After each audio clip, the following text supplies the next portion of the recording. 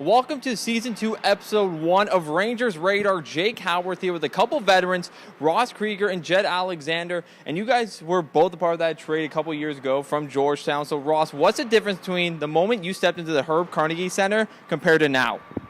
I think a lot of it is our environment and like the family environment we've created here and our culture. Coming in, I think it was a lot of, not really taking pride in how we play every night and taking pride in your daily lifestyle with nutrition and everything. And I think now the culture we've created is a really good championship culture. And this year, we're really looking forward to having a good team.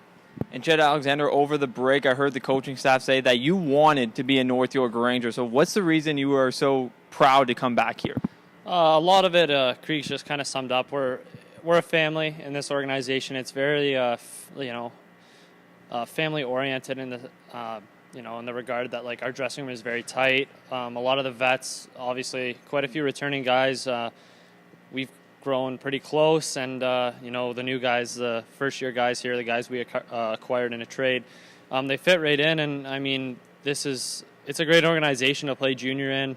The atmosphere in the room, our coaching staff, just through and through, it's pretty special to be a part of a team like this. So. And speaking of the coaching staff, Jeff Schmoji, third season behind the bench. So how does his coaching style affect you guys? Because second year, you guys had a huge year. Yeah, I think obviously you have to be mentally tough to play with Schmogi, and I say that in the nicest way possible. He does a lot for us, and he spends a lot of time with video and making sure we have the best opportunity to win night in and night out. So I think if you put in as much effort as he puts in, he's going to respect you, and you guys should have no problems. And what do you think the expectations are for this team? Because last year, obviously, a franchise record in wins, and you guys came just short of making it to the conference final. Yeah. Yeah, last year was it was a tough way to go out, but I mean, yeah, I think we broke our franchise record by 2 or 3 wins last year. This year, I think we're just expecting more.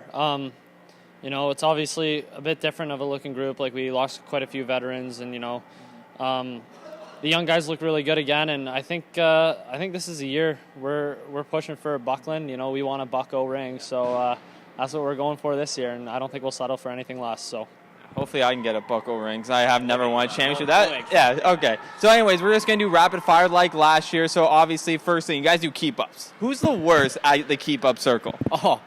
All of them. Honestly, all the new guys are horrible. But to name a guy would be Dante. And he knows it too. He knows it. And then in terms of the hardest shot, when someone from the point goes for a slap shot in pregame, which one really hurts you? There's a couple guys. Krieger's shot got a bit harder. I think he learned he actually has a hard shot and he uses it a bit more this year. Graydon Gottschalk's he's got a bomb. Yeah. Most of our decor too. Maz can wire a puck, Ratty, but I think Gottsy probably takes the title there for hardest shot. So. And after the game, who spends the most time in the dressing room doing their hair? I need to know that. Doing their hair. Yeah, or looking. That's in the a tough one. I'm gonna have to say Cole O'Hara has the best hair, but he doesn't spend a lot of time on it. So, all natural. I respect his hair a lot.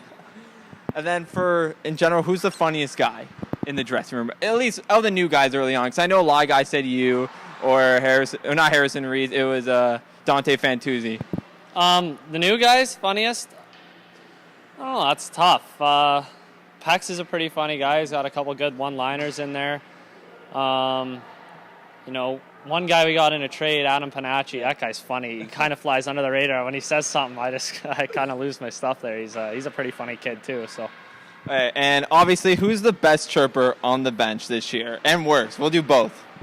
I'll come back to you. Honestly, I don't know if we have a really bad chirper. Dante was last year, but he's kind of improved on his game. I don't know if he read a book or something in the summer. But I don't know if we have a best chirper. Yet. It's too early in the season to name that role, I think. All right, so on the flip side, worst chirper and also a guy who has the best zingers in the dressing room. Last year we had Willie Hunter in there for the one-liners, so it's hard to replace that guy. I don't know who the best zingers would be. It's a pretty new group. It's kind of tough. Gotzi's pretty funny. He just has a lot of weird ideas that kind of catch everyone off guard. He says stuff. I'm just shaking my head. But yeah, Gotzi again. He's got a couple good one-liners up his sleeve. So. Well, thanks, guys. First edition of Season 2. Ross Krieger, Jett Alexander, Jake Howorth. We'll catch you guys next week right here at Rangers Radar.